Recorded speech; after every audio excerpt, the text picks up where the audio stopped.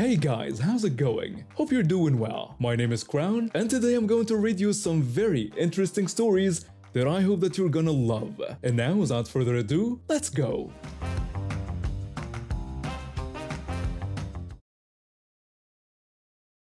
I'm a software engineer and I spend most of my days buried in code. About 2 years ago, I landed this job at a tech startup downtown, and it's been pretty good to me. The work is challenging, the pay is decent, and my co-workers are actually cool people. The only downside is that our office can get pretty chaotic sometimes, especially when we're pushing deadlines. That's how I discovered my little sanctuary at the Starbucks 2 blocks away from work. This Starbucks has become my second office. The baristas know my order by heart, the Wi-Fi is solid, and there's this perfect corner table where I can spread out my setup.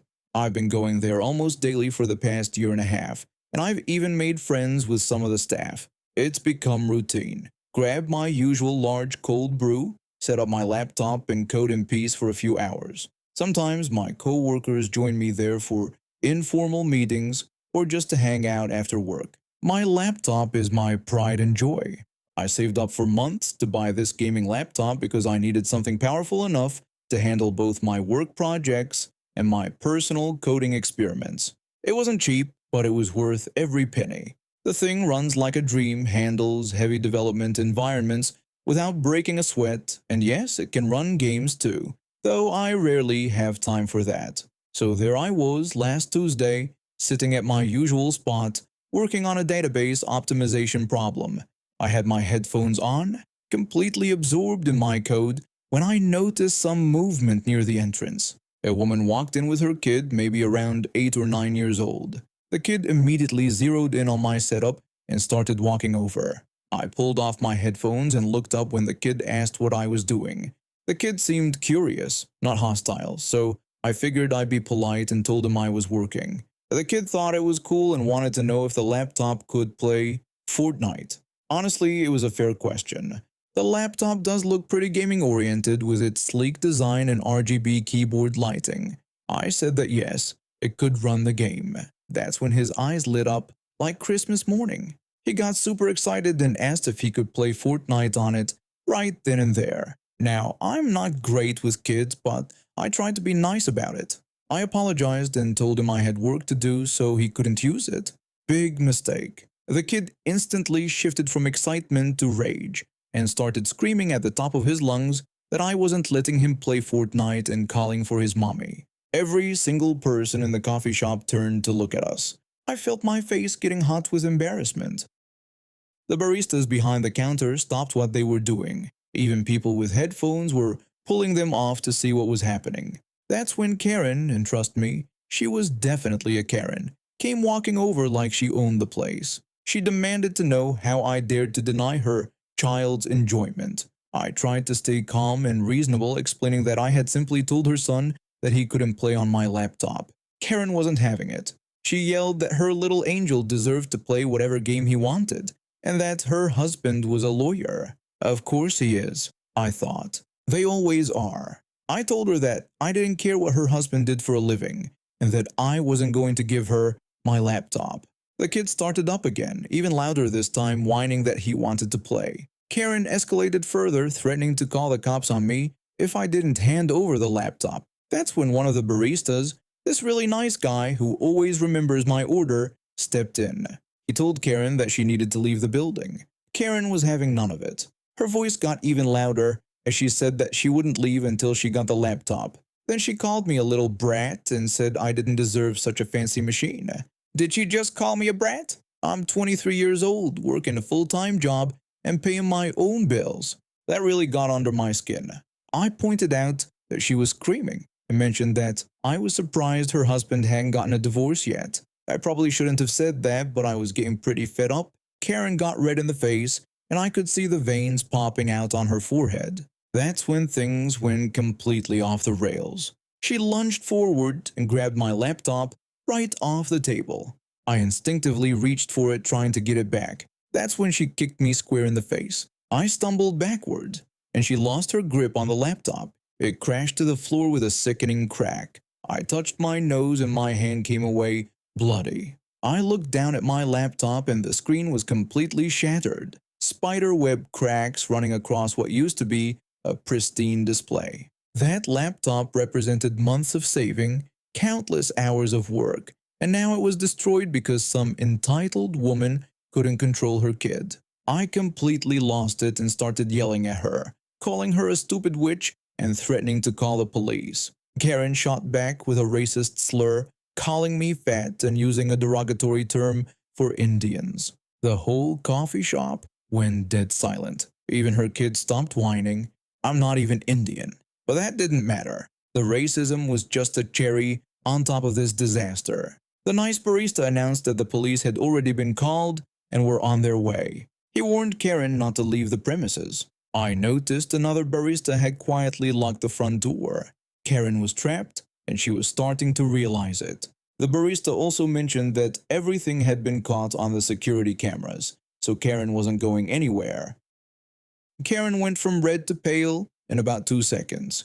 She started looking around frantically, probably planning her escape route, but there wasn't one. The police showed up about 5 minutes later. They took statements from everyone, reviewed the security footage, and arrested Karen on the spot.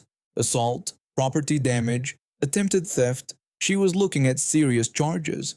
The kid was crying, but honestly, I felt bad for him. None of this was his fault. About an hour later, a man showed up who turned out to be Karen's husband. He looked absolutely mortified when the police explained what had happened. He kept apologizing to me, to the baristas, to basically everyone in sight. He took the kid home while Karen was being processed at the station. I pressed charges, obviously. My laptop was destroyed. I had medical bills from the broken nose, and I'd been publicly humiliated and racially abused. The case was pretty straightforward with all the witnesses and security footage. 3 months later, Karen was sentenced to 90 days in jail and ordered to pay me $4,000 in damages. The husband actually paid it immediately and threw in an extra $1,000 for my trouble. Apparently, this wasn't Karen's first time with entitled behavior, and he was already filing for divorce. I used the money to buy an even better laptop, and I still go to that same Starbucks almost every day. The baristas always ask how I'm doing, and sometimes people recognize me as the laptop guy and want to hear the whole story. The kid never showed up again, but I hope he's doing okay with his dad. When it comes to Karen, I heard she moved out of state after getting out of jail. Good riddance. My husband and I moved into this apartment complex about 4 years ago when we were newlyweds. The rent was affordable, and it was close to his work. The walls were incredibly thin. You could literally hear someone dropping a spoon next door. Our neighbors back then were amazing. They'd lived there for years and understood the situation. We all kept our voices down, played music at reasonable volumes, and treated each other with respect. When my husband and I had our intimate moments, we learned to be very quiet. When they watched TV late at night, they kept it low. We could have full conversations through the walls if we wanted to, but we respected each other's privacy. It was like having roommates who happened to live on the other side of a wall. Then I got pregnant. Our neighbors were so excited for us. They'd ask through the walls how I was feeling and even offered to help with baby stuff. When our son was born 2 years ago, they were considerate about noise levels because they knew babies need their sleep. But then everything changed. The husband next door inherited about $300,000 from a relative. They were over the moon and decided to buy a house in the suburbs. I was happy for them, but also worried about who would move in next. The apartment stayed empty for about 2 months. Then these two guys moved in, fresh out of college, probably around 22 or 23 years old. From day one, I could tell they were going to be a problem. The first week they moved in, they threw a massive party on a Tuesday night. Music so loud that our windows were vibrating. My son was only 6 months old at the time, and my husband had to be up at 6 in the morning for work. He's a teacher, so he works long days from 7 to 6. I waited until about 11 at night before I decided to do something. I walked over and knocked on their door. I introduced myself and explained that I had a baby trying to sleep and my husband had work early the next morning. I asked if they could maybe turn the music down a bit. The taller one looked me up and down with a smirk. He told me they paid rent just like I did and could do whatever they wanted in their apartment. When I tried to explain that the walls were really thin and the previous tenants had always worked with us to keep noise reasonable, the shorter one laughed from behind his friend. He said they weren't the previous tenants and suggested I should invest in some earplugs. Then he called me a hag. They literally turned the music up louder and slammed the door in my face. I went back to my apartment where my husband was trying to calm our crying baby. My husband asked what they had said, and I told him they called me a hag and turned the music up even louder. My husband's face went red, but he's not the confrontational type. Instead, I decided to call the police non-emergency line. When the cops showed up about 20 minutes later, I explained the situation. The officer was really understanding and said they'd talk to them about the noise ordinances that were in effect after 10 p.m. on weekdays. I watched through my peephole when the officer knocked on their door. I could hear the conversation through the thin walls. The officer told them about the noise complaint and said they needed to turn the music down or off. The tall guy protested that it wasn't even that loud, but the officer said he could hear it clearly from the parking lot and told them to turn it down immediately or face a citation. They finally turned it off, but I could hear them talking angrily afterward. I heard my name several times followed by creative curse words. I knew this wasn't over. Sure enough, the next day the harassment started. I came home from grocery shopping to find someone parked in my assigned spot. When I knocked on their door to ask them to move, they pretended not to be home even though I could hear them inside. I could hear the tall one telling his friend to just ignore me and maybe I'd go away.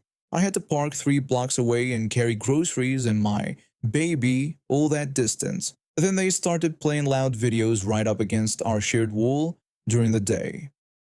Not music, but like action movie explosions and car crashes on repeat. My son couldn't nap, which meant he was cranky all evening. The parties got worse too. They'd invite dozens of people over and party until 4 in the morning. My baby would wake up crying, my husband couldn't sleep, and I was exhausted trying to manage everything. After a week of this, I called our landlord. I explained that I was his tenant in Unit 12 and was having serious noise issues with the new tenants next door.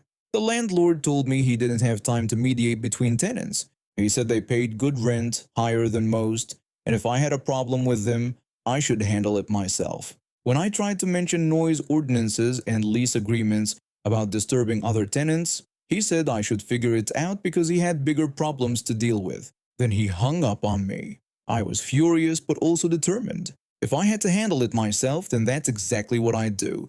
I went online and found the biggest, most powerful speakers I could afford. When they arrived, my husband helped me position them right against our shared wall. He asked what my plan was, and I told him we were going to give them a taste of their own medicine. That night, they had another massive party.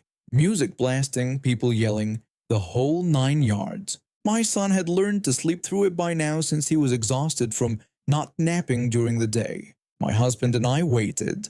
Around 4 a.m. the music finally stopped and we could hear people leaving. We waited another 30 minutes to make sure they were settling down to sleep. Then I turned on our speakers and started playing the most obnoxious children's songs I could find.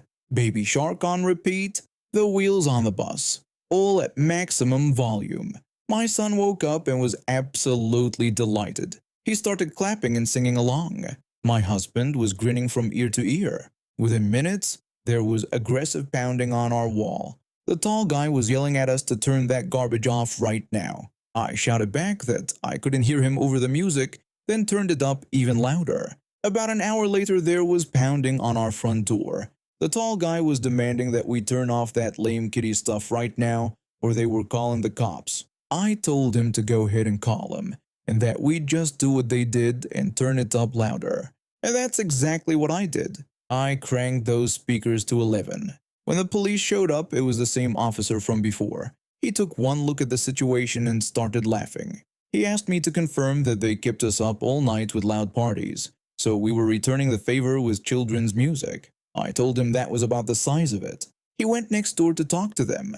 I could hear the conversation clearly. The officer told them that they were going to keep their music at reasonable levels from now on. or they were going to be arrested for disturbing the peace. He said I had been more than patient with them.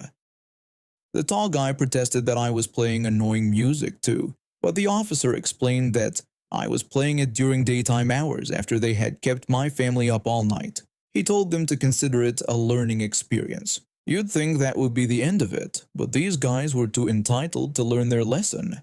The very next morning, my husband was leaving for work when the tall guy confronted him in the parking lot. He told my husband that his wife was a real piece of work. My husband tried to keep things peaceful, saying we just wanted to coexist and asking them to keep their music down at night while we keep ours down during the day. The guy told my husband that we should mind our own business. Then he shoved my husband hard. My husband stumbled backward but didn't fight back. He's a teacher, and any kind of altercation could cost him his job. He said he didn't want any trouble, but the guy wasn't done. He threw a punch that caught my husband in the shoulder, then another that grazed his jaw. The shorter guy was standing nearby recording the whole thing on his phone. He was cheering his friend on, saying they should teach the teacher a lesson and that this was going straight on social media. My husband managed to get to his car and drive away, but he called me immediately. He told me I needed to call the police right now because the neighbor had just assaulted him, and his friend had recorded it. I was livid. Noise complaints were one thing, but putting hands on my husband crossed every line. When the police arrived, I showed them the bruise forming on my husband's jaw and explained what happened. The officer asked if anyone had witnessed it, and I told them that the other neighbor had recorded it on his phone. That's when things got really interesting. The officers went to question both guys. When they asked to see the phone recording, the short guy got nervous and tried to delete it, but the officers had already seen him holding it, and tampering with evidence made things much worse for him. It turned out the tall guy was arrested for assault and battery. But here's where it gets really good. When they ran the short guy's information, they discovered he was on probation for drug possession. Recording his friend committing assault while making threatening comments violated his probation terms. The short guy protested that this was just a misunderstanding, and they were just having fun. The officer told him that recording his friend assault someone while making threats wasn't having fun. It was aiding and abetting, and he was in violation of his probation. Both of them were taken away in handcuffs. The tall guy made bail after a few days, but the short guy was stuck in jail because of the probation violation. Within a week, we got a notice that they were being evicted for violating their lease terms, regarding disturbing other tenants and criminal activity on the property. Apparently, our landlord wasn't so hands-off when criminal charges were involved, and his property was at risk. We ended up moving out a few months later when we found a better place, but I heard from other tenants that the apartment next door still hasn't been rented out. Word got around about the thin walls and the drama, and nobody wants to deal with it. I moved to this country in early 2008 with my husband and our one-year-old daughter. I was pregnant with our second child then. We came here looking for a better life like so many others do. My husband found work in the fields, putting in long days, sometimes 60 to 70 hours a week, just to make ends meet. Everything changed when we'd only been here about 6 months. My husband was driving to work one morning when another car ran a red light and hit him. He died instantly. Suddenly, I was alone in a foreign country with a toddler and a baby on the way, barely speaking the language, and with no idea how I was going to survive. I had to do something fast. I found a job at a local donut shop and cafe downtown. At first, I thought I'd gotten lucky. Most of the workers there were immigrants like me, so I didn't feel so alone. The owner told me I could work as many hours as I needed, which sounded perfect since I desperately needed the money. But it didn't take long to realize something was very wrong with this place. The owner only hired people without proper documentation. He made that clear from day one. During my first week, he called me into his office and laid out his rules. He told me he was doing me a favor by giving me the job. He said if I worked hard for him, he would take care of me. But if I caused any problems, he would make one phone call to immigration, and I would be on a bus back to where I came from. I nervously agreed to his terms. He then explained that I would work 48 hours a week, 6 days a week. He said he didn't believe in paying overtime, so I shouldn't ask for it. There would be no sick days and no vacation days. He made it clear that if I didn't show up when scheduled, I wouldn't work there anymore. I needed the job too badly to argue. For months, I worked those long hours for regular pay, even though I knew something felt wrong about it. The other workers and I would whisper about it sometimes, but we were all too scared to do anything. Then my friend from church told me I should talk to her neighbor, who knew about labor laws. I was terrified, but I was also exhausted and barely making enough to keep my kids fed. Her neighbor explained that what my boss was doing was completely illegal. She said he was violating Department of Labor regulations by not paying overtime. She told me he was counting on my fear to keep me quiet. When I worried about immigration deporting me and my children, she said it was a risk, but that what he was doing was wrong. She said my co-workers and I deserved to be paid fairly for our work. I went home that night and looked at my two little ones sleeping. I thought about how hard their father had worked, how he'd never gotten to see his son grow up. I decided I had to be brave for them. The next day, I called the Department of Labor. A few weeks later, investigators showed up at the shop. The owner was furious, pacing around and glaring at all of us, trying to figure out who had called them. But the investigators were thorough. They went through all the time records and found that the owner owed us over $27,000 in unpaid overtime. The investigators made him sign an agreement to pay us all the back wages by a certain date. I was so relieved. My share was over $3,000, more money than I'd ever seen at once. But then came the day we were supposed to get our checks.